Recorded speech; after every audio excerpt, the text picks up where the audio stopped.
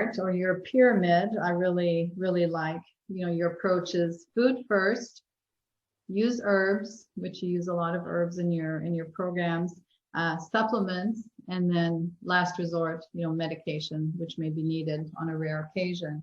So, so what are some of your favorite herbs when it comes to working with estrogen dominance? Yeah. So anything that's liver supporting is always going to be a huge benefit right away for estrogen dominance, inevitably.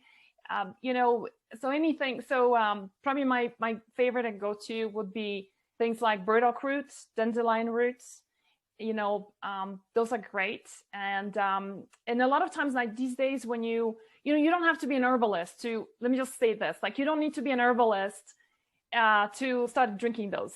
Right. It's really like you walk into a health food store today, you go to the tea section, right? And you've got like 100 brands and options, right? And if you look for like a liver support, or they call it a liver detox or detoxing tea, just as long as it doesn't have senna, which is like a very common laxative a lot of the health teas are using, which drives me crazy, that is something you want to stay away from. But a lot of the liver supporting teas have exactly that, what I'm talking about: licorice, dandelion roots, burdock roots, sometimes a bit of schizandra in it. It's just, so any bitter quality is gonna stimulate your liver tremendously. The other one, in a form of, since we're talking about herbs, another really great thing to consider is to do digestive bitters before a meal. And so if you think about it culinarily, we've been using digestive bitters for generations. Like if you go, for example, to Germany, if you go to Sweden or Denmark, there's always a digestive drink that you have after a meal. Mm-hmm. Some cultures you have it before a meal. Like if you go to Italy and you're having a Campari, that orange drink, that is a digestive bitter that is served prior to a meal, right? And it's not, it's nice to have like, a little bit of a drink before a meal, but really the concept of it came from stimulating and preparing your digestion for receiving food. So the liver, absolutely benefits from digestive bitters before and after a meal in a big way. Excellent. Now, if there was a big takeaway from, estrogen dominant, especially women with breast cancer, what would be the first few steps that you would advise them to be able to get that estrogen dominance under control? Yeah, so, I think the biggest thing is to reduce the inflammation and remove the biggest offensive foods that are a big contributing factor, right? So, starting on the elimination diet, meaning get off foods that we know are so highly inflammatory: gluten, dairy, eggs.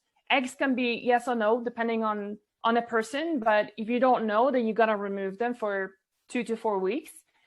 Soy, corn, and whatever other foods are bothering you. If bananas are bothering you, then don't eat them. So I find that generally when you lower the inflammation, immediately there is just a lot of really great things that start happening really quickly. The other one that I really like as a sort of like a daily tea is red clover tea. Red clover is an incredible herb that doesn't taste.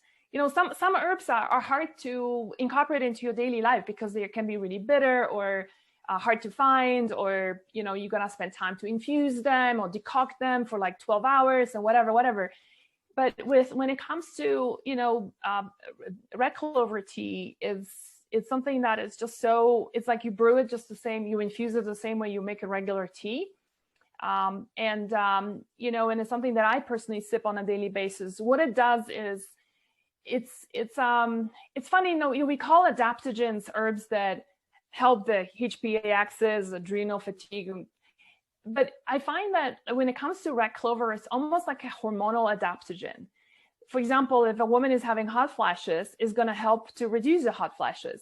But if the woman is having period problems, right, in her most reproductive years, then it's going to help to regulate the period. And red clover has a special affinity for the reproductive organs. So like the uterus, the ovaries, it's really fascinating how different herbs have, like, just even though you're drinking it and just goes through your stomach and all of that, right?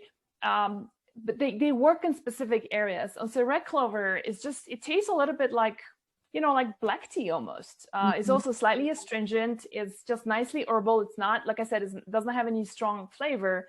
And it's just a wonderful tea to sip throughout.